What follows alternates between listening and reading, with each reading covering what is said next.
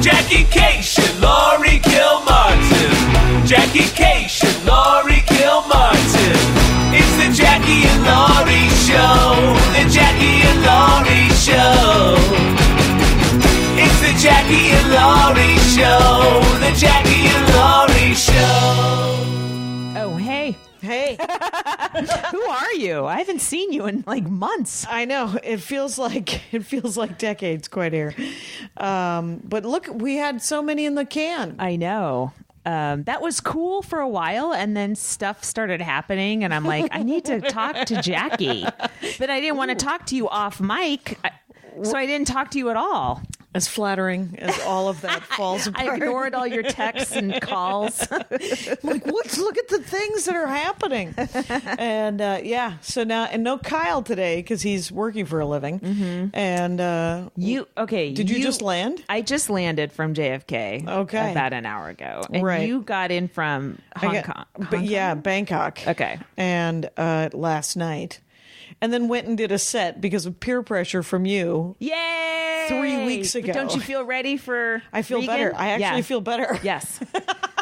What time did you get in? We landed at like 2, and so we got home at like 4. In LAX, right? LAX, yeah. And so the project... That's the worst time to get in there. Monday, yeah. So, I mean, it just took a while, but we took a lift. Okay. So we didn't have to sweat it too much. Yeah. And then... But it was, I only got to do one set. The Bangkok set fell through, but the Hanoi happened. Oh, okay. Yeah.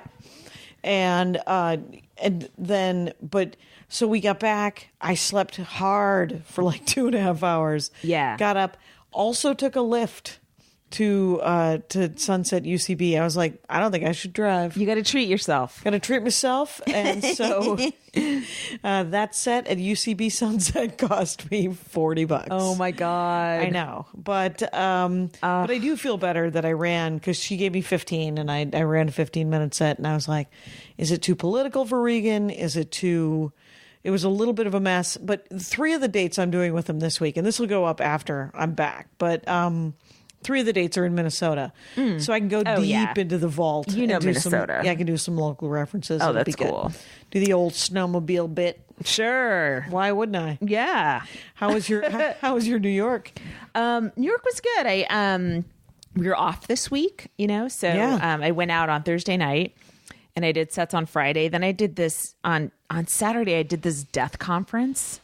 Oh, was it a private that they booked for you? No, there's this huge conference in Manhattan about reimagining the end of life. It's called Reimagine, and they had like 300 events all over Manhattan for a week. And the organizers by Saturday night, they were like, they were very nice, but they were like really, I think, exhausted and stressed. And so I was part of the last night, which was a show at the Le Poisson Rouge. C'est vrai. Which is a restaurant on top, and then a venue below where they have lots of, 90s sing-along karaoke things and stuff like that. So they had, I did stand-up, and then this jazz trio from Brooklyn called Lil Rain. Lil Rain? Not Lil Rain. Do you know who they are? They were so good. Oh, were they? Yeah. And the woman, she's like her voice was an instrument. I was like, what's that? Was she scatting or singing? Kind of scatting, but it was kind of a different beat. But anyways, fascinating. It was really beautiful. Right. And then 2 of the guys from the band Dispatch headlined, and they had all the fans there. So it was a music kind of show. But I opened with 20 minutes from my special. Actually, it was 18 minutes. They were very exact on time. Yes. I'm going to do 18. Oh, okay. Oh, fair enough. Noted. Did you listen to it again? I did. So you could hit the beats? I scratched my eyes out. Fair enough. It was horrible. And it was, it's weird because I recorded it 7 months after my dad died, and I can hear how new it all was to me. Still on my voice. And I'm like, oh yeah, that I was still stunned at that point. Right. I'm like, you were still I'm not stunned anymore. Totally used to it, sadly. And then there's other jokes where I'm like, God, if I'd have sat on that for like 6 more months, it would have been so much tighter. Right. But it is what it was done when it was done at a certain time, and it's maybe it's supposed to be part of that. And that whole, was that was part of the experience. Yeah. Very much. So I took I think I'm going to take a couple more jokes from that set and put them in a regular headline set when I'm trying to sell my book. Oh, there you go. Yeah. Yeah. And because some of that stuff is sort of timeless. I mean, a lot of it's timeless. Yeah, Yeah. because everyone dies. Yes. Yeah. Talk about end of life. And if I can improve them a little bit, I won't feel as guilty. And I feel like I a couple of them I'm like, I could cut this out or add some stuff to it, and right. So it won't be a bit I'll do again. It'll just exist in its nascent form on the CD if anyone's listening to it, or the special if anyone ever gets to watch it again. Right. I know. I came home to being on a list. Oh my God. That made me lose my hair because I was stressed out by my jealousy. Right. I was very happy for you. No, I know. Whenever you make a list. Everyone was on the list. I was like, yes. There wasn't a single person. I was like, ugh. List could be a little bit longer. That's all you. Little bit. One more person. One or two. I've been there with Liz and Jubinon, so I totally, yeah. We're so interconnected now. When it happens to you, I feel like it happens to me a little bit. Right. And when it only halfway happens to you, or when it only when it halfway happens to me, I'm always like, well, how come they didn't? What wouldn't they? Why wouldn't they? Why? No. Yeah. So exactly. No, lists are awful, and every comic has not been on one.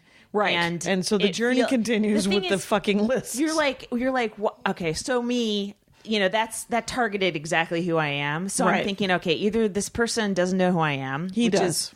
Horrifying. Yeah. Or they debated me with their editor and then was like, nah. No. I know that the narrative going on in your mind. That's all I'll accept, Jackie. And I won't be convinced of otherwise. This? The list was longer. Editor said you could only pick 5. Nah, she's not going to be in the top 5. Nah. Okay. I believe you got an apology on Twitter that from the author. No, I did not. You did. I did. Yeah, you did. See it. I don't look at apologies. I tend to dive in deep to my bitterness and don't want to be dissuaded from it. Swimming around. You'd have liked the pools on this journey. There were pools, and they were sort of weird kind of faux infinity pools. Yeah. Like they bled off into the walkway. But they were nice and square, so if you wanted to do a lap. I like an old chlorinated pool with lane lines painted on the bottom. Right. You would have wanted a pool. Yeah. You would have wanted a real. Now if it's not a real lapstone pool, then I want it to be like a hot pool just to chill. Yeah. Okay. Well, we went so I did a set in Hanoi. Right. And it was I was like, how much time? And I assumed it would be like a 15. Yeah. But it was 30. You wanted me to do 30. They wanted you to do 2 hours. Right. Like after the first 3 jokes, they put the lights away. Let us close it down. And we got free T-shirts. Oh my God. That's what we got. And then the headliner was a guy who we knew everybody in common, but I had never heard of him. He had never heard of me. Who was it? So can you write his name down? Nope. I can't. I would tell you his name if I could remember it. Oh, okay. But it was 3 weeks ago, and it's a blur. Sure. But here's the only thing that I remember about the gig, besides the set going just fine. The set was great, but the bar where it was at was across the street from the lake that John McCain crashed into. In Vietnam. Oh, wow. It was, and they're putting up a statue to John McCain in the lake. Oh my God! Which is he's like a Madonna figure now. I was like, I wish you guys had better self-esteem. Why would you put up a statue? He was coming after you, right? It was, and it's in North Vietnam. They were like, no, it's a statue of the Vietnamese pulling him out of the water. And I was like, whatever. Yeah. Because there were a bunch of statues that essentially were paid for by, like there's a statue of a Russian astronaut at this How Long Bay we went to. Yeah. There's a statue of Lenin in the middle of Hanoi. So they just accept statues. Right. Essentially, it's like the Walk of Fame. It's a Walk of Fame star. What if we sent a statue of ourselves to Vietnam? Oh, we just have to send $1 million in aid. Because the crazy thing, they literally... it was, and the racism that I saw amongst each other and themselves was, I just want them to like each other more. But I will say this: the intra-Vietnamese racism. The South Vietnamese hate the North Vietnamese. Oh, still? Yes, the Vietnamese don't like the Cambodians and hate the Chinese. The Cambodians don't like the Vietnamese or the Thai, and the Thai only like themselves.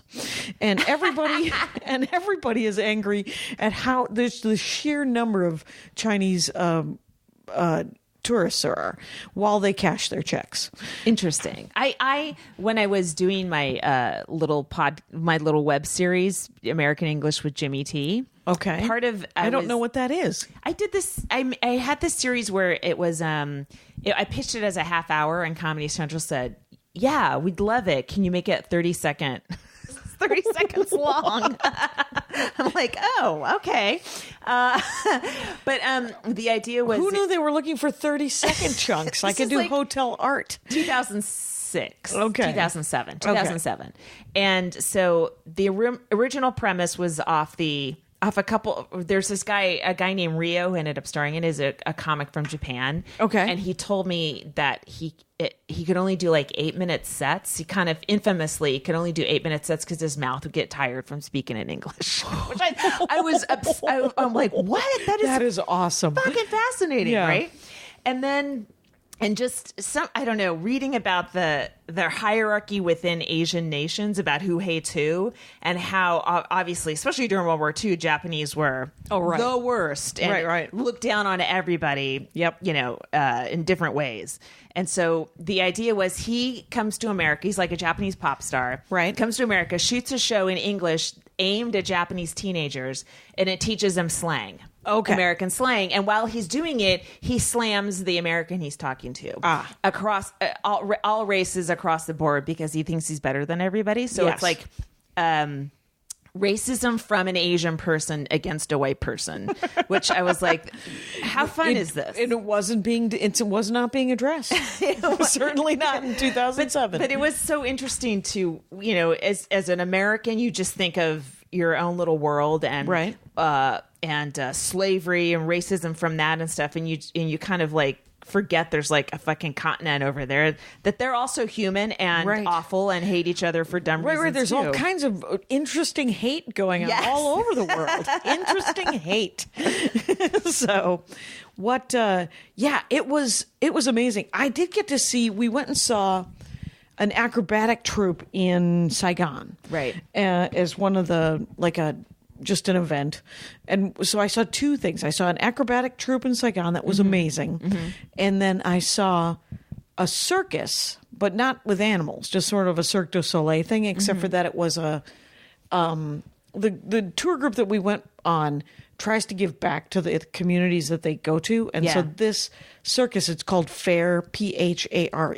Yeah. Probably not pronounced that way. Right. It's in Cambodia. It's in Siem Reap.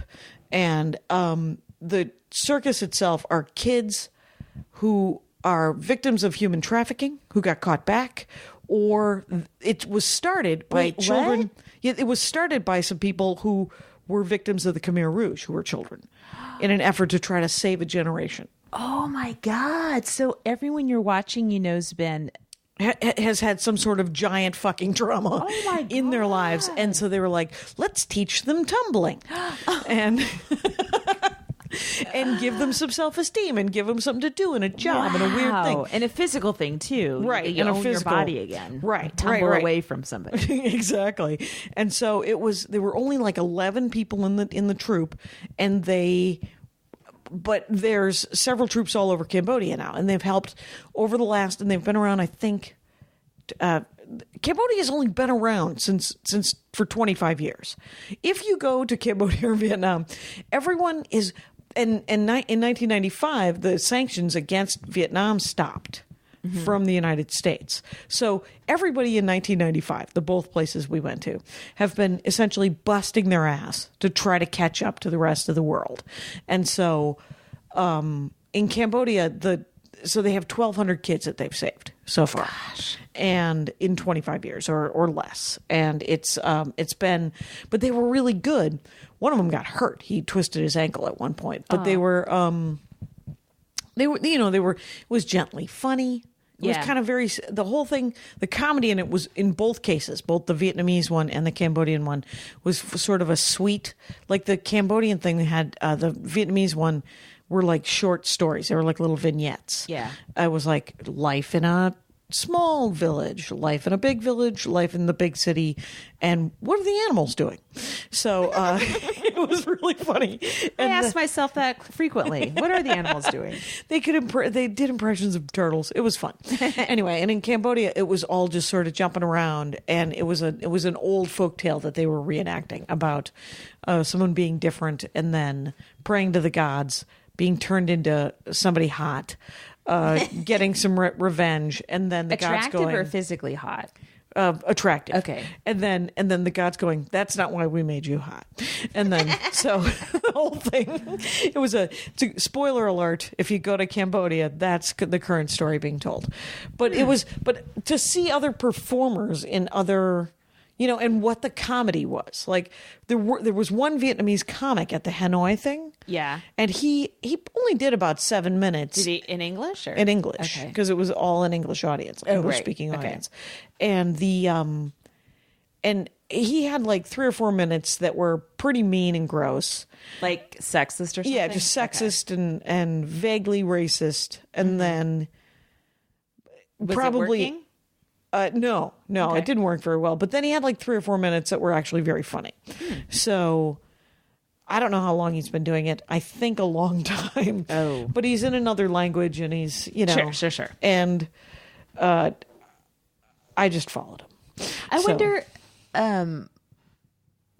like when do they don't have a comedy scene there? And like, do Vietnamese people want to see stand-up comedy in Vietnamese, or is that just not an art form that they're interested in? Well, there's that Josh Weinstein documentary that Louis Lee. Oh, yeah. He brought Chad Daniels, Pete Lee, and Tom Segura. Yeah. To essentially Hong Kong and Macau. Yeah. And was talking about the comedy scene there. And Vietnam seemed to be comparable. There was nothing in Cambodia as far as like expat stand-up comedy, and local comedy in Hong Kong and Macau is all in English. So if you're Chinese and you want to do open mic, you have to do it in English. Yeah. So I saw in Hong Kong a couple of those open mics, and it was kind of hilarious and incredibly cool to watch these young Chinese comics try to do stand-up in English, where they're trying to do the joke in another language. So they're just peppering it with just fucking curse words. They're like, I can't find the word I want to say. Oh. And not fuck just for the sake of swearing. Yeah. Just frustration. But frustration in, I know there's a word. And we do that on this podcast 10 times a podcast. Exactly. That's just us losing our sense of what the fuck is the next word? I don't know. Fuck. Exactly. What's that word for? What is that word? Okay. So this week when we go up, I was supposed to do 6 p.m. flappers with you on Saturday. You're not? No. Well, it's not till the 17th. Right. Which I forgot that I had my replacement Wise Guys weekend in Salt Lake City. Oh. So I just found out that I can not play Dungeons and Dragons that day because I got to fly. I'm doing Oxnard with Maria on Thursday, but then on Friday I got to go do Salt Lake City. Are you doing Levity? No, I'm doing in Oxnard? In Oxnard, probably. Oh, okay. And have you done it? Yeah, once. I'm like, why aren't I working this club? Yeah. That is a very basic question that should be. Who books that? Levity? Yeah. Do I not know the Levity people, or are they somehow is it connected Erin? to the improv? I don't know if she likes me. Well, I think here's my theory on Erin, who has booked me once one headline weekend in the last 30 years. Your theory can't hurt my chances of working there. It can't hurt my chances of working there. Okay. And all it is that I don't know that what I was told was that she didn't have all the power, that the Robert guy was doing everything. That she had to run everything by him. We don't sound like we've been in the business 30 years. The Robert guy. Whatever his name is. And the thing, it's hard enough for me to remember comics names. I can remember their bits. Right. And so, but Well, and then so I do think that she likes people, but I don't know who are we supposed to contact. I don't know, but I feel like everyone that's headlining there, because I've looked a couple times, I'm like, oh, they must have management calling for them or somebody calling for them. Maybe that's it. Yeah, I guess so. I just sent something off because TJ Markwalter is helping me over at Kirsch because of Maria, and so I was like, hey, can I do Boston? Because you did Boston. Yeah, it's a great gig. Yeah, it'd be great. Yes. Yeah, you stay in a nice hotel in the gig. Like when the right gig there. is at the bottom of the hotel. Yeah, I would love that. I would love that. Yeah. So far, no, I cannot. Oh. But maybe. Yeah. Because that really defines stand-up comedy. Maybe one day. It's true. People change their minds, or they get fired, or they forget why they hated you. I think that's the thing that's they forget why they hated you, and you forget why you hated them, and all of a sudden you're working there. Oh, I love when I forget when I hate somebody. One time when I first moved here, I used to go to all the open mics, right? Yeah. And there was a woman who I don't know if you ever knew her, and oh, yes, I do know her. She's originally from my neck of the woods. oh, is she? Yes. And Are you about to say something negative about her? well, she was just super pissy. Oh, was she? Yeah. She was pissy, and so we had a confrontation one time. No. Yeah. Where it was just an open. And she lives in England now. Right, She works the UK. and she's wonderful. Yeah, but she's always been funny, Yeah. and smart. But we just had a bad time one time where we had not an altercation, but just like a sort of a spitting match. I don't even know what to call it. Interesting. But she genuinely walked away after saying something super mean to me, and then I saw her 3 weeks later. I had forgotten that I didn't like her anymore, and I was like, "Hey, how you doing?" And she kind of paused, and then she was like, "I'm fine." And then we were nice to each other from that moment on again. It's almost it's really stupid to hold a grudge in comedy, Yeah. because at some point you're just grateful people are still doing it and they didn't quit, and Right, and you're still hanging out with them. And you have common history. It's dumb after a while. Right. Usually it's dumb shit that you're mad about. Right. And if it's real, feel free to hold on to it. But if it isn't real, and then later I remembered that I was mad at her, and I was like, oh, but if you didn't in the moment, you don't get any goal. I mean, you don't It didn't leave enough of an impression. Exactly. So just rebuild, start over. Yeah, it'll be fine. So, and you haven't seen her since then? No, I saw her probably 3 or 4 years ago. She was in town because she is doing Europe, and she came back for a minute. Yeah. Oh, wow. Oh, by the way, can I have $180 from Patreon? Because Libsyn is actually charging us for this. Yes, now. I haven't taken my money out of the there we thing go. either. But yeah, let's figure that out. Let's take some money out. Yes. You guys, we have a Patreon, and you're doing the Lord's work. Thank you. And we should have like prizes for people, right? Yeah. Or gifts. You know what? I recorded that set in Hanoi. Oh, put it up. I was going to put it up for people. Well, not that that's not a prize, but you put a set up for $80.89. That's not a prize. That felt like a prize. That's no gift. You didn't think that was a gift? No. Okay. But I mean, like, we have stickers we could mail to them. I also have a bag of T-shirts, the ones I didn't like. Yeah, T-shirts. Yeah. Well, let's not pitch it that way. The ones join our Patreon and get a T-shirt Jackie doesn't like. Right? How about that, you guys? But maybe Something we to sleep could, in. get a coffee mug or something. I don't know. What do you think? Something like that? Or yeah, people trinkets? have too many coffee mugs? People. I don't know. What do other people do? Feel free to email me, Jackie@JackieCation.com, and tell me what your Patreon, what crap you would like to get, or what would be a prize. Yeah. Is that what the word you used? Prize? I don't know. Are you okay? Do you need to sleep? I feel like you're having a stroke right now. I might have failed. Get this. In the midst of it, started having hot flashes. Oh. While I was there, I had my first one. That's your first one? Yeah. Which means that I think we might be done. Yeah. Good. Yeah. I'm willing to wrap it up. and anybody wants some completely brand new unused tampons? I had just bought so many tampons when I stopped needing them. That is a drag. I mean, like at Costco levels of pads God. and tampons. Yeah. So I took them to the Burbank temporary shelter, I think. Well, there you go. They use them. Yeah, people need them. Yes. Yeah. What do you? So where are you in town this week doing? I am. What will be this week? I am doing sets? What will be last week is I'm in Santa Barbara last Saturday. And Okay. Essentially upcoming, but it'll be over. Yeah. Got it. If you're in Cleveland or near Cleveland, I'll be at Hilarities Thanksgiving weekend, and it would be great to have really good numbers at that club so I can go back. Yeah, because they're booking, they like numbers. Clubs. Yeah, they do. More than they like. Well, you know what? Let's not get negative, but they booked me. Hey, any place I work is officially a good club that's not sexist. But I mean, we've just been talking to our friends and just going, Jesus Christ, you know? Yeah.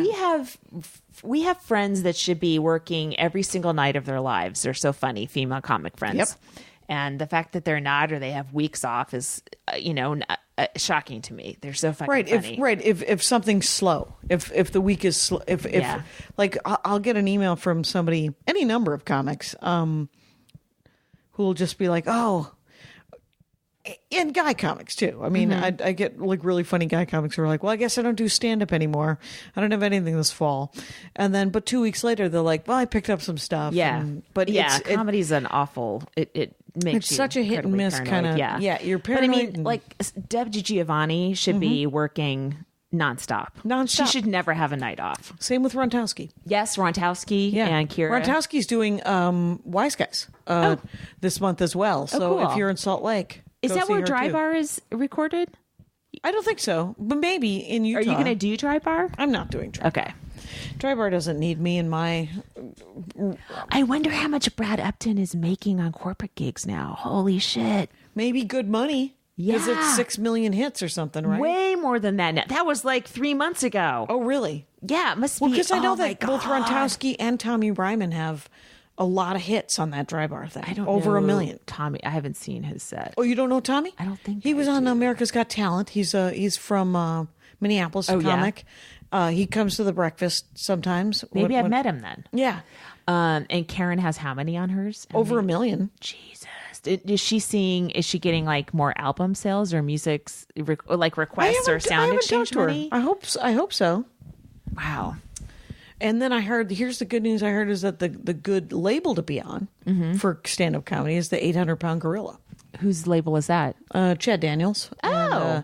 I didn't know Chad Daniels had a label. No, it's not his label. Oh, I'm sorry. okay. I thought you meant what albums are on that label. Oh. Because somebody else just had a new one. Oh, Aaron Jackson's new album's coming out. It's available for pre-order.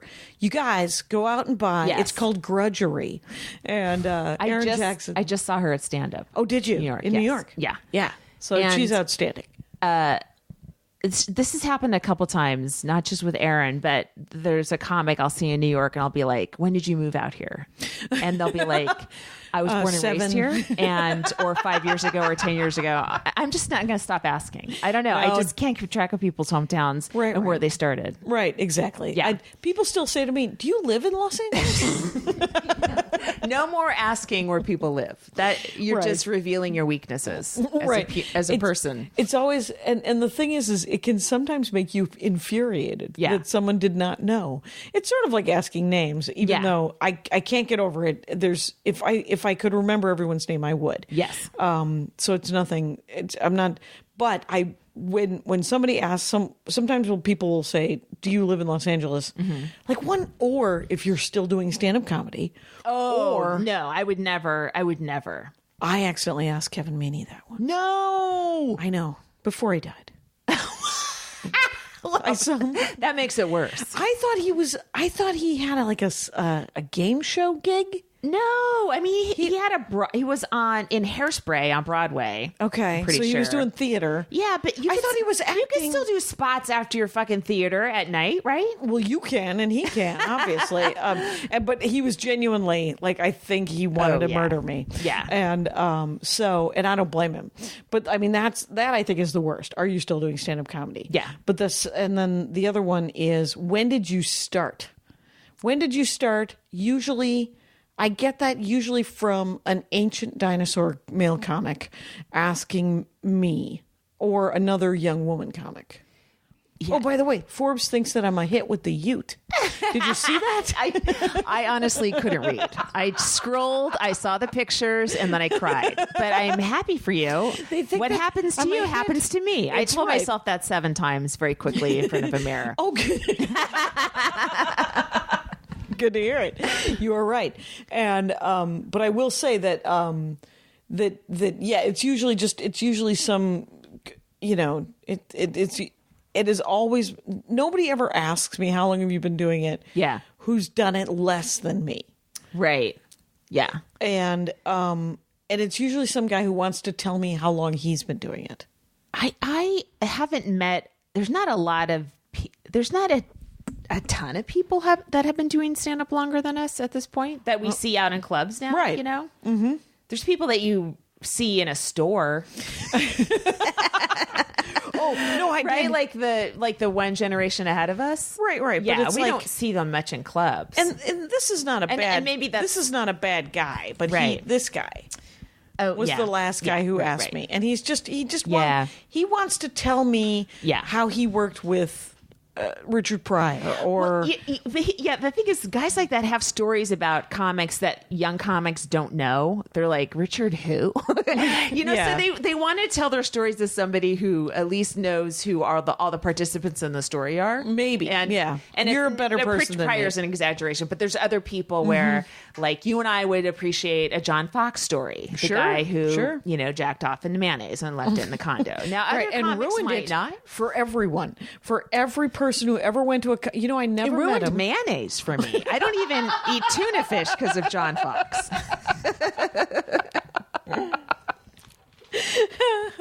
I think that's funny. Oh, hey, tell it to Forbes. Tell it to Forbes. I know Forbes seems respectable. I don't think that's how people get Netflix specials. I know. Let me check out this economics magazine too to see who we should be booking. Okay, so we are at a half hour. Oh, okay. Because I'm watching, and so let's do our comic of the week. Watch Kaycee Conlee. Kaycee Conlee, so funny, and I've worked with her at Flappers, and she's working around. I did too. I did a set with her at Flappers like before we did our 8 podcasts in a row. Right. And I was like, I saw her and I'm like, dang, we've already done her. She's so funny. Right. We hadn't. And we haven't. Could have sworn we did. Right. So Kaycee Conlee is Kaycee faux show. I should never, ever do an accent. That sounds racist. F-H-O. Yeah. F-O-S-H-O. Kaycee for show. There you go. On the Twitter. It'll be in the notes. Figure it out. She is great. She also is on this week's, or will be last week's, Dork Forest, weirdly enough. Yeah. And which is another great thing about having a comic of the week, because I'm like, I wonder if they'd want to do the Dork Forest. And now that we've given you this amazing prize. Exactly. This prize is that you're going to want to do. And her dorkdom was Joni Mitchell. And I don't know anything about Joni Mitchell, so I don't either. I for unfairly to Joni Mitchell, lump her in with Bob Dylan, whose voice I can't stand, and the two of them can just go on a boat and sail away from me. She doesn't like Bob Dylan either. That's what I learned. Okay, but people love Joni Mitchell, so I need to disconnect them. Yes, in my head. Right, so you can let them. And okay, what else you got? So I'm working out this chunk, right? This Anne Frank. Oh, yeah. The story of telling my son about menstruation while reading Anne Frank, yes. Right? So, and I do have some needless Anne Frank jokes, but I still like them. Right. You can't just ignore it. It's the elephant in the room. Okay. Right. So I thought I was good, right? I'm like, all right, this chunk's good. And then where do I go? Where do you go? Where do you think I went to find out that it wasn't good? The internet? Comedy and Magic. Oh. I go to Hermosa Beach. I'm like, this is the final test. Oh, right, because you get the 5-minute set. I failed. And it didn't work because it's road. I think Comedy and Magic is more road than anything. It's a road audience, and they're used to Tonight Show sets. They're used to 10 comics doing 7 of their best minutes. So if your chunk doesn't work there, it's not ready yet. Right. So I was so depressed. Like I'm driving home on a Friday night. I'm like, oh my fucking God. I've been only thinking about this thing for like a month and a half. Right. And I thought I finally solved the Rubik's Cube. Right. And clearly I haven't. Right. And so now you have to get back into the fucking lab with it. Yeah. And I have nothing else I'm working on that I can like at least, be excited about, Yeah. So then, I don't know. Oh, and then a couple nights later, I was doing this set outdoors in Echo Park, like at a bar in like Glassell Park or something like that. But I thought, well, let me, instead of opening with I'm reading Anne Frank to my son, because people flinch immediately. They're like, ugh, and that's what happened with Hermosa Beach. Like they're immediately like, oh my God, no.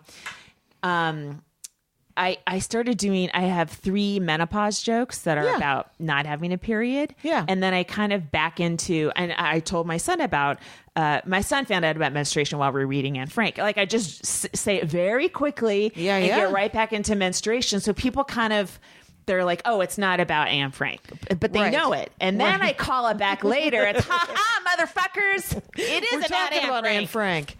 And that is...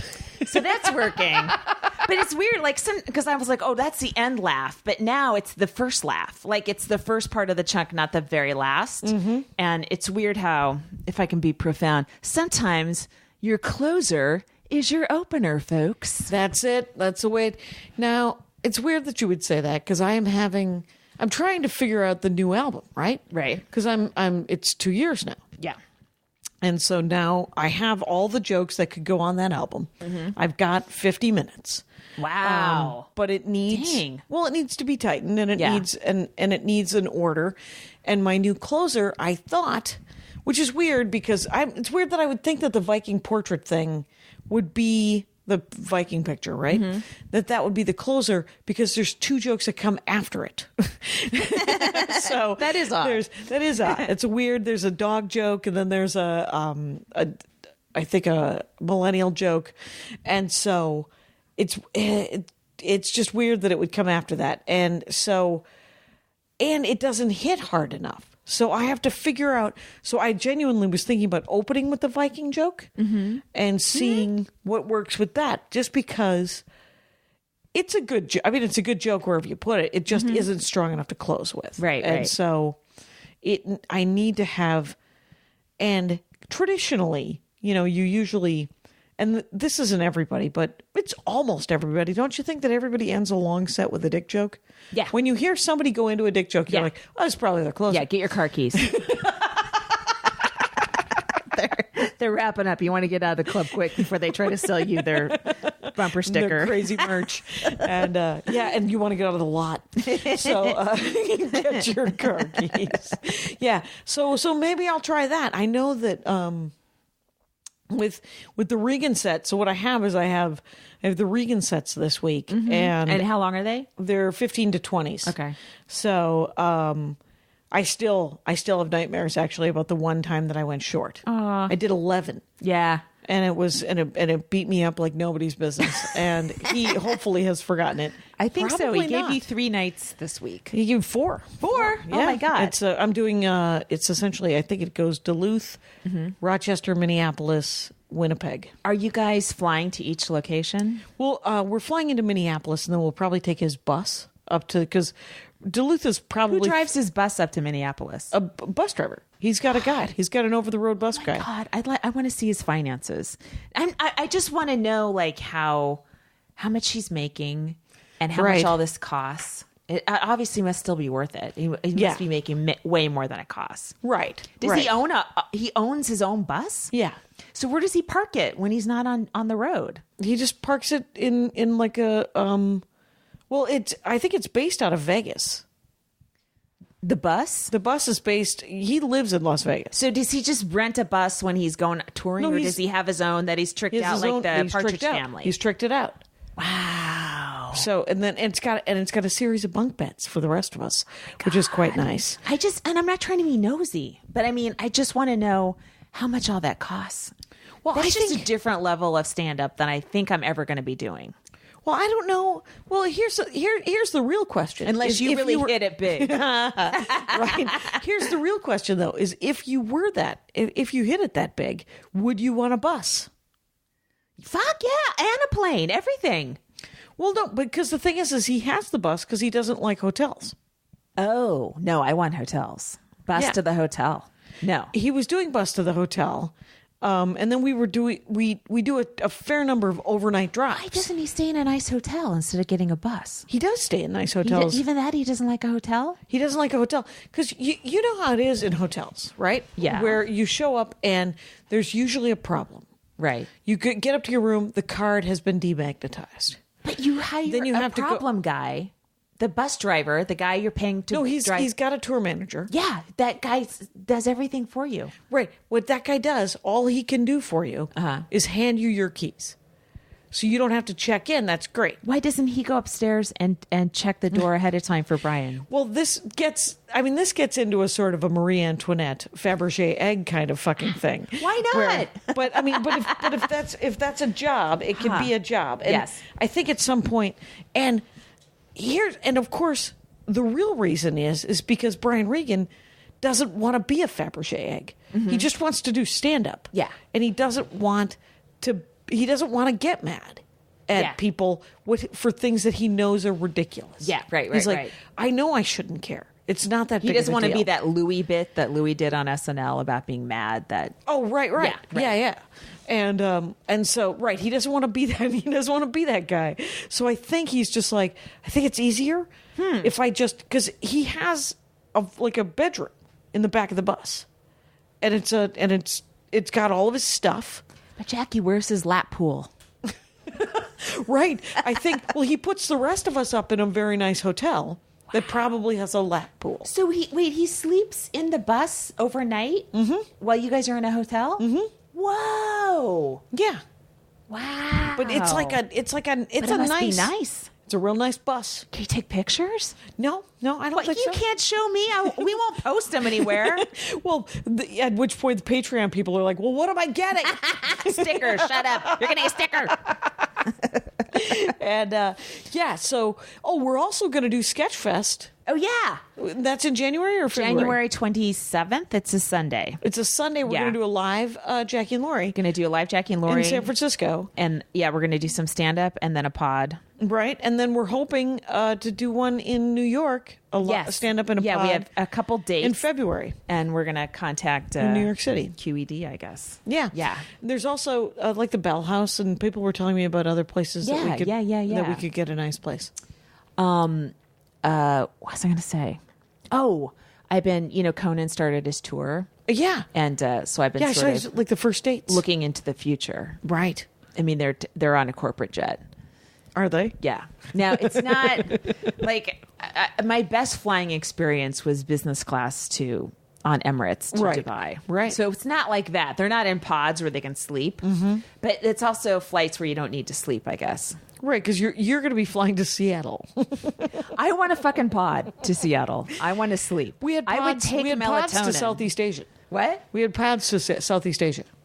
That you paid for that, right? Yeah, business. Wow. Oh, because that was nice. It was the entire purpose, like the 3 weeks, the 18 days in Vietnam and Cambodia, less than the cost of the flight. Oh my God. Because a couple of things are happening. And the reason I've invested in this. Yeah. One, 53 years old. Right. Second reason, I need to be diamond next year. And so... this pushes you over the hump. This gets you better medallion qualifying miles. And because it's all... But it was... Yeah. Yeah. So, and when I knew that I was coming back and going back on the road, I needed to be able to sleep. Yeah. And so I got probably, and it was a 5.5 hour flight from Bangkok to Korea and an 11-hour flight from Korea to LAX. Oh my God. So 17 hours, right? And I probably slept 5 of those hours.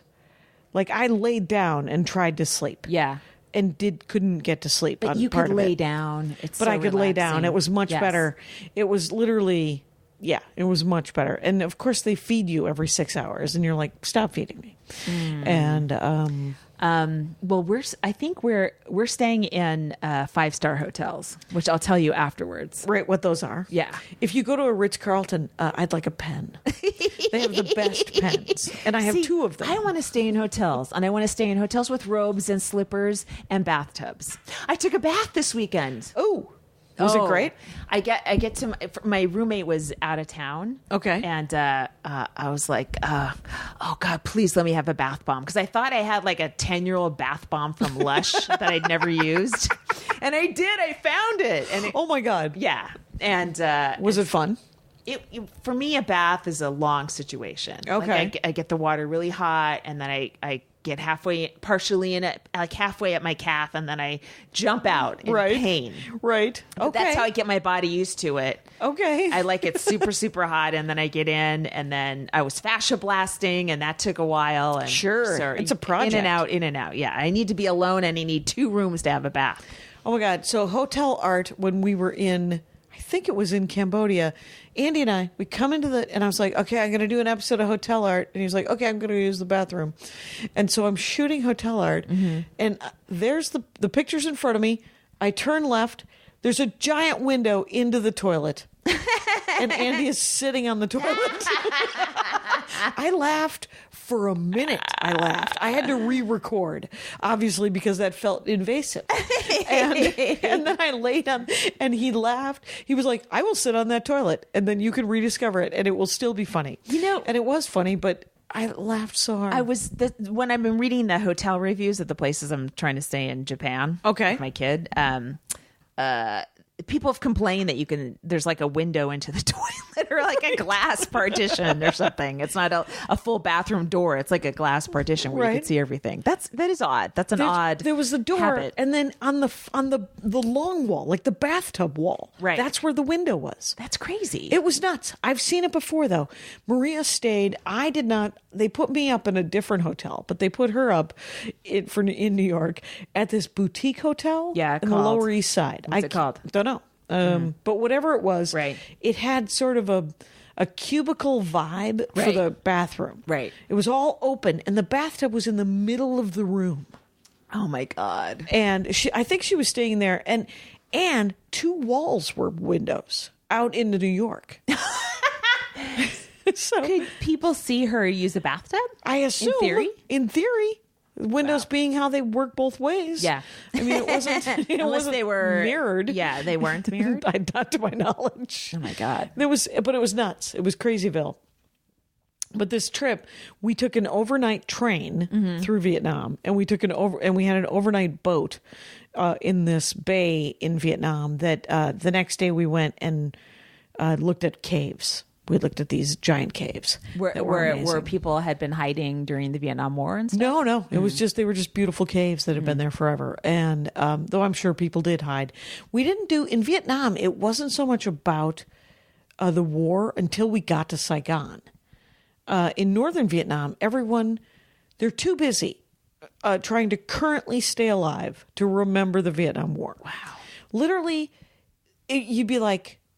It made me laugh, but it also almost made me cry because you'd run into these people who are like, I own this chair. It's now a store.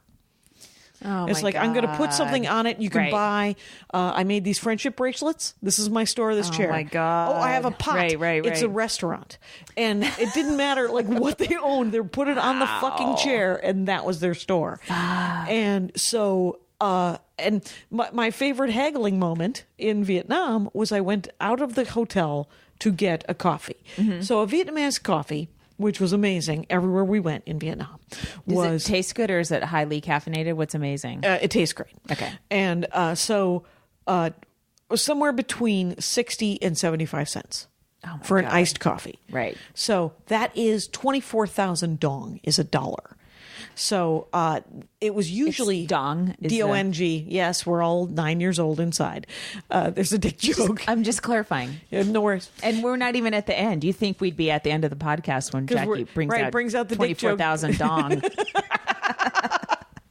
And so I go out of the hotel to ask to because the hotel for some reason doesn't have any coffee. But in all the hotels, the coffee was about $1.50. It ended up being an iced coffee was about more like 50,000 dong. Anyway, so I go out of the hotel, I go around the corner, I go into a bodega kind of thing, and I was like, do you have iced coffee? And they did. And he makes it for me, and I said, so 40,000 dong? And the guy in almost perfect English goes, 20,000 dong, and take care of yourself. Oh, no. He's like, he said, something bad would happen to you. He was like, take care of yourself out there. And he was like, you will be taking advantage of it. So, did you tip him? I didn't, just because I gave him a 40,000 note, and he gave me 20,000 back and sent me on my way. Okay. And but it was fast. I mean, the money part of it was fascinating. The fact that some of the people I was traveling with wanted to negotiate at all. I was like, okay, it's $6. Everything's $6. Give them $6. Yeah. What are you, nuts? And there was only 4 Americans, my 2 friends from college, and Andy and I, and then there were like 6 New Zealanders and 4 New Zealander, Australians. And it was a trip. Everyone was actually really nice. I was afraid 18 days with these people, I'm going to hate these people. Yeah. And I didn't hate any of them. A couple of them partied a little too hard, but they didn't need me to party with them. So what did I care? And there was this one woman from Australia who was a cop. Were you guys all part of a group? Yeah, it was like a tour group. Okay. All right. Yeah. So, and some of them had to share rooms with people. And I was like, no, I'm so glad I have a buddy. So you and Andy joined a tour? Yeah. Ah. Yeah, because my friends from college were doing the tour already. And I'd always wanted to go to Cambodia and Vietnam. And so I was just willing to go for 4 days. And Andy was like, I'm not willing to fly 17 hours and go look at Angkor Wat and then get back on an airplane and come home. Oh my God. So, but I didn't want to take 3 weeks off of stand-up. Sure. I thought that my life would change. Little did I know that I'd be on a list in Forbes. Oh my God. You left stand-up and you came back to a list. I know. I came back to a list. What lesson does that teach us? Exactly. It's sort of like Janelle James. Oh, yeah. Passed at the cellar, takes a week off. Exactly. Crazy. You knew exactly what I was talking about. Yeah, when I was in Japan, I'm just replicating my previous solo vacation there. Right, but with my kid. with the ute. Yeah. When are you guys going? We leave on the 21st of December. Okay, so you're going to go for Christmas. Yeah. Okay. Yeah, Christmas is the emperor's birthday, and all right, it's everything's shut down. But we last time I was there in Kyoto, I took a cooking class. This guy has a cooking class in his house, and he just has 6 people at a time. Nice. And he teaches you how to prepare Kobe beef and other Japanese sushi or no? Like the sushi he might rice? Have a sushi. He doesn't do sushi. He Okay. he does more. Well, he does Kobe. That's all I know. Anyway, so I emailed him again, and he had an opening. So my kid and I are going to take the same class I took. By the way, I forgot everything. Right. I haven't cooked a single thing. He's like, God. I might repeat stuff. I'm like, I only pour cereal, so it's fine. We took a cooking class in Vietnam, and it was amazing. Wow. And she emailed us all the recipes. Oh, neat. So I can possibly duplicate them here. Seems unlikely. But I bought trinkets. I bought the thing that was before hacky sacks. They had this weird, there's a feather with coins attached to it. And so I bought a couple of those. And I bought a how to make Vietnamese coffee kit. Mm-hmm. And I bought a lantern because we went to a town full of lanterns. Sure. And we were in Bangkok for just a day and a half, right? Mm-hmm. And Andy was like, I want to go do a bunch of things. And I said, there's a hop on, hop off boat. Oh, cool. And so like the hop on, hop off bus here. Yeah. And I was like, let's go full tourist this last day. I can't see any more temples. I don't want to, there's barely a museum I want to see, right? So In Vietnam, we went to the Vietnam War Museum, which is not what it's called, of course. Right. It's called the War Remnants Museum. Wow. And then we went to, and then when everybody else went to climb through a hole that the Viet Cong used to live in, we went to an art museum to see about the future of Vietnam. I went to a museum in Japan, and you forget. Oh, yeah, we were at war a while ago, because there's a room full of art that was done during World War II. Right. And, it's all describing the Americans as the enemy. And sure. I was like, oh, yeah. Oh, yeah. This is back in 2012 when people liked us, sort of. And Sort so of, yes. It was shocking that we would be the enemy. That we would be the enemy now. That's the current... that's what's being curated as we speak. Yeah. In fact, Emmanuel Macron said today, he said we have to be careful of Russia and China. And then he said, and even the United States. Like, he was telling France. Who is he? He's the president of France. Thanks. Our greatest ally. Our greatest ally, France. How much time have we done? I am so sorry to tell you, 55 minutes. Oh, we're close. We're so close. I'm tired. Are you tired? Yeah, I'm tired. And I agreed to do new material night at the Comedy Store tonight. Oh, did you? I don't have anything new. I just have tweaks on stuff that's medium new. Oh, Now I gotta write a bunch of jokes. Yeah, write a bunch of jokes. Oh, yeah, I'm in the mood to. I've been up since 3:30 in the morning this time, and I have to go swimming with my kid now. I'm in the mood to write jokes after that. You're going to swim, you're going to be nice and tired, and you're just, you can, do you have any go-tos as far as like, hey, I need new material? No. You don't have Just like topics? Sexual abuse, whatever, That's You're like the topic that always comes up when you're like, oh yeah, I remember when that horrible thing happened. It's, what about, you could write, you could write jokes about something good that happened in someone else's life that you're related to. Why would I go up on stage to talk about someone else's good life? Because you could make fun of it. Just think of that. It could be like, what's it like being sisters? You and your sister. I don't know. I hate this workshop I'm in right now. This workshop has 3 more minutes left. You know what? Some of my very right-wing cousins moved from the Bay Area to Idaho. So they could... Who knows? Be away more from right wing, right? So they could somehow be more terrible. Yeah, it's it's like it's a father, a daughter, and her daughters. Like the whole entire generation. I hate to use the word clan moved to Idaho. What is happening? What are you doing? Right, and it's my godfather. Oh, really? The father's my godfather. It's really weird. I like that you've used the word clan. First of all, that's exactly.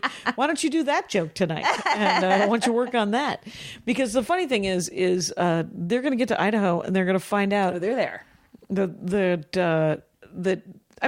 And maybe they'll be able to find the dirtbags that agree with them immediately, but they're going to find out there's a lot of not dirtbags in Idaho. Yeah, that's true. But there's a faction of the Catholic Church that's like they hate Pope Francis. They liked Pope Benedict. There's a faction of the Catholic Church that they belong to that's very, very right wing. That's weird. They're waiting for Pope Francis to die. Right. That seems. They think he's a socialist, and wow, they don't think he's infallible.